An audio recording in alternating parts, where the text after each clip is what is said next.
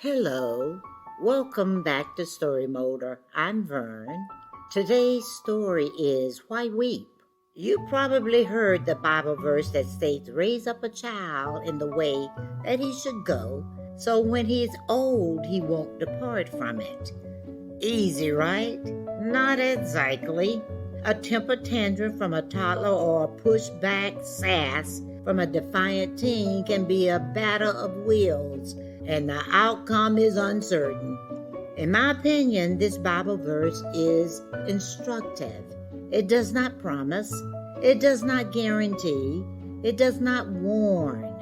And there are various interpretations, including don't allow that child to frolic about all willy-nilly with no guidance, because he will become an adult with no guidance.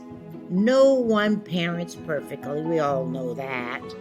But one thing we can all agree on is that we have a responsibility as parents to give guidance, advice, and consistently, appropriately discipline our children.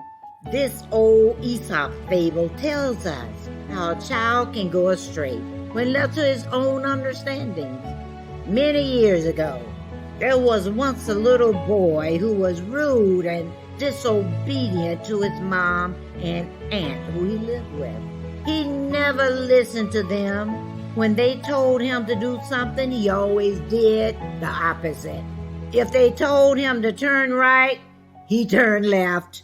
Even in school, he did not do what he was told. He always did just as he pleased.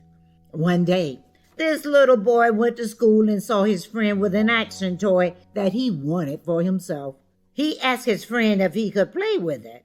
He played with it for a minute before his friend asked for it back. Then he carefully paid attention to where his friend stored it. When no one was looking, of course, he secretly stole it and took it home. He showed it to his mom and aunt, who did not give a hoot about where he got it. Instead of chastising him, they encouraged him by saying, "Baby, your friend won't miss it." In their eyes, he could do no wrong. Without consequences, though, of course he grew up committing other crimes.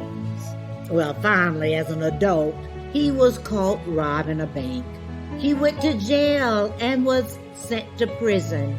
The mother wept and wailed, and the sister stood to the side with her arms folded across her body, shaking her head from side to side as she moaned, They begged and pleaded with the officers to allow them to see and speak to the son. When they finally spoke to him, he came very close, as if to give his mother a kiss on the cheek. But instead he went, "How?" To everyone's surprise, he bit off her ear. People screamed and hollered, "He bit off her ear!" Oh my goodness, what's wrong with him? He angrily yelled out like a deranged man, "Let nobody wonder. Yeah, I did it. She deserved worse." Pointing at his mom, he yelled, It's your fault. It's your fault. You caused my ruin." Everybody simply stood there and looked on with disgust. Oh my goodness. I mean, the drama of it all. He kept talking. He wiggled the chain on his wrist. "You see these? She's the one that should be in these cuffs and chains. She's the guilty one. She's the criminal." Pointing at his mom. Overcome by the situation, the heartbroken mother crumbled to the floor, weeping and wailing uncontrollably. What a shame that the decades of life and love that she had invested in him came back to her in such contempt. Rocking back and forth on the floor, she kept crying, "I don't want to lose my son. I don't want to lose my son."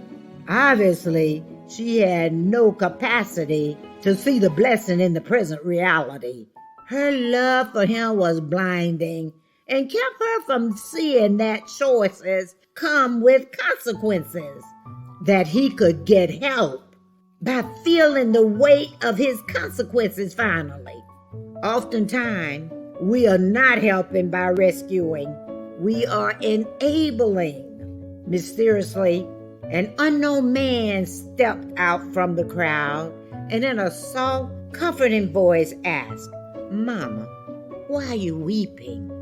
Why are you crying? Why are you wringing your hands? Listen to me, Mama. Listen, listen, listen." He reached and grabbed her arms, helped her up from the floor. Softly, the stranger began to compassionately sing to her. "Oh, oh, oh, Mama, oh, Mama, don't you weep. Tell your sister not to moan. Tell your sister not to moan. Listen to me, Mama, oh, Mama, don't you weep. Tell your sister over there not to moan, not to moan. Your son is in prison, doing some time for all his crime. It's about time. So I tell you, Mama, oh, Mama, don't you weep. It's a blessing in disguise. Open your eyes." That stranger was trying to console her and yet get her to see the situation as a blessing. He continued, "Listen, listen, Mama. So don't you weep, Mama. Lift your head up high, lift it up high. Wipe your tears and dry your eyes. You were there when he went astray. You were there, Mama, when the judge sent him away.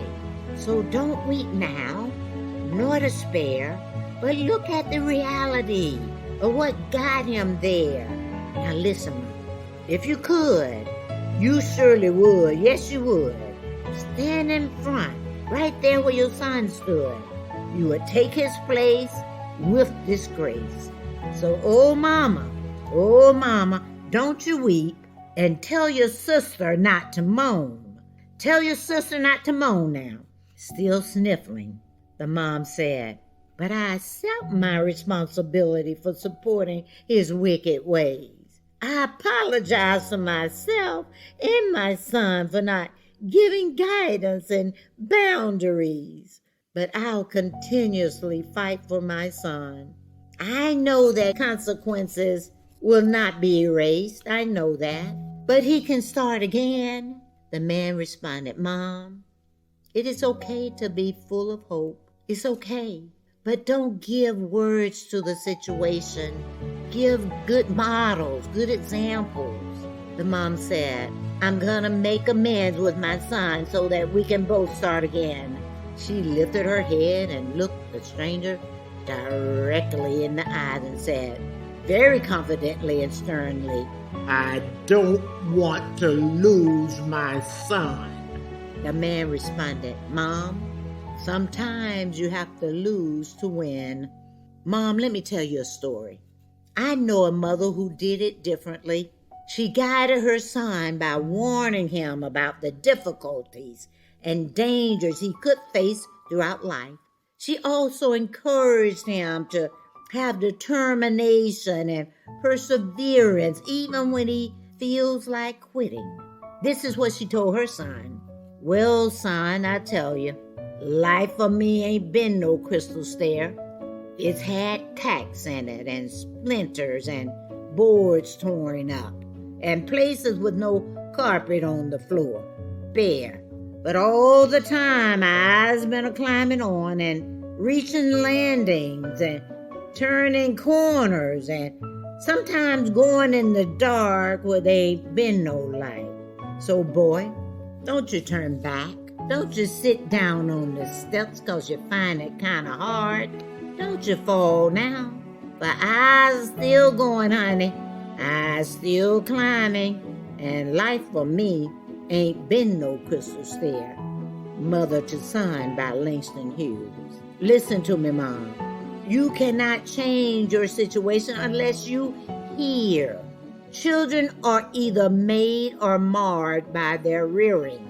The seed that you have sown has come back to you.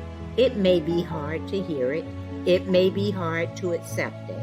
You don't have to give up hope, but don't just keep rescuing him, allowing him to ruin your life over his bad choices time and time again.